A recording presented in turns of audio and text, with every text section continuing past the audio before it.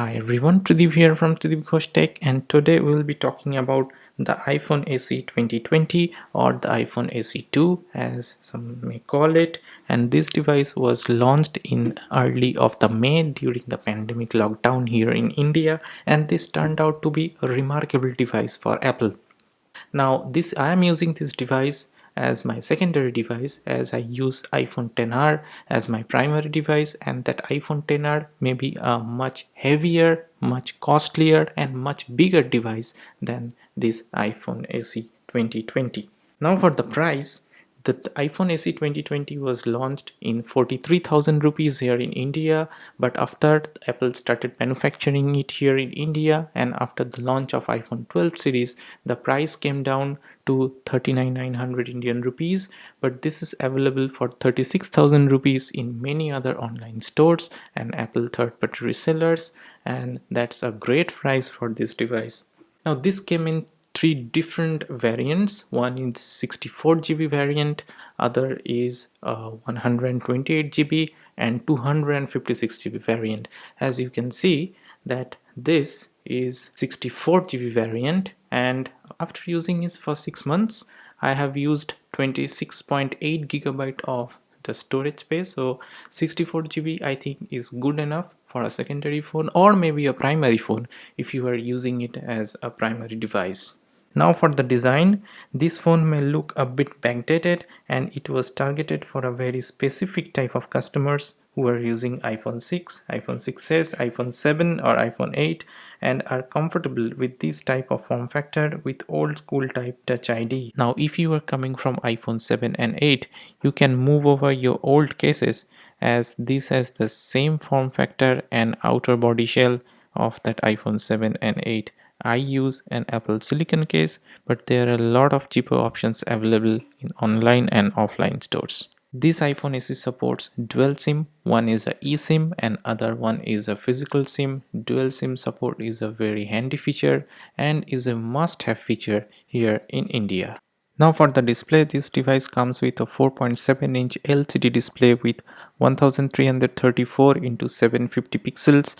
It is an Retina HD display with 326 ppi, P3 white color gamut, true tone with great contrast. No, this doesn't have a 3D touch, but it has haptic touch.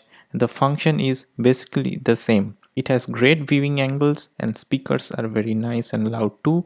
And there is one other very important aspect with this LCD screen, that it doesn't have the PWM, that means the flickering issue that occurs with LED screens. So anyone having eye strains with LED screens will not have this problem with this LCD display. Now let's go to a YouTube video and watch how the video quality is. So here is a video and you can see that we can go up to HD resolution, that is 1080p resolution. Definitely I will not expect a 4K with this screen as the resolution doesn't support, and you can see the speaker is pretty loud too. Now for the water resistance, this device comes with IP67 certification, so that means this device can resist up to 1 meter of water for up to 30 minutes.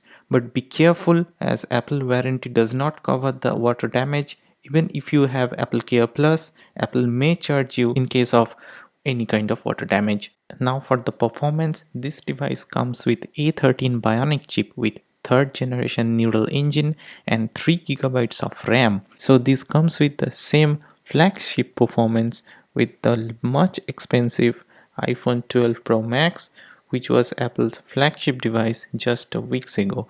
3 GB of RAM is enough for this phone and you can play all the graphics intensive games with a very much higher frame rates that you want. Now let's see cores.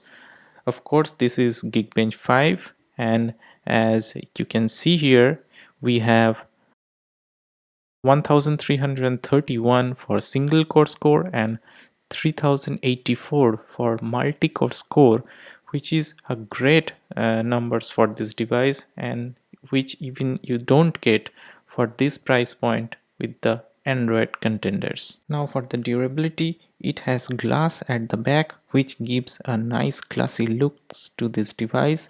and after using it for the last 6 months, there are no scratches in front or back. The aluminium frame also holds on pretty well. Now this has a 12 megapixel wide back camera with f1.8 aperture, and this is the same main camera available with iPhone 11 Pro Max, and the back cam can shoot 4K videos up to 60 frames per second, which is really impressive. This is a thing which a lot of Android competitors can do at this price point. You can also take portrait mode photos with that. The front cam is a 7 megapixel selfie camera with f2.2 aperture and can take great selfies. It can record 1080p Full HD videos with 30 frames per second. Now for the battery life, this is one of the disadvantage of this phone. With the small size, this phone comes with a small size battery as well. With my day-to-day use, I get around 5.5 hours to 6 hours of battery life, and that is the average most people gets. For the future update with the implementation of Apple A13 Bionic chip, and as per the track record, expect at least 5 years of software update with this device. Now the question is, should you buy this device? The answer is definitely yes. Anyone looking for a compact form factor device, this should be a great buy for them. Yes, in compact phone segment, we now have iPhone 12 mini, but that device starts from 70,000 Indian rupees, which is double than the cost of this iPhone SE 2020.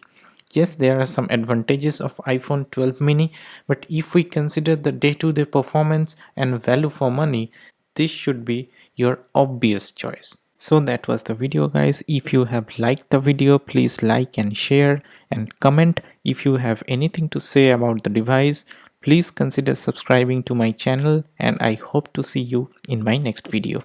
Peace.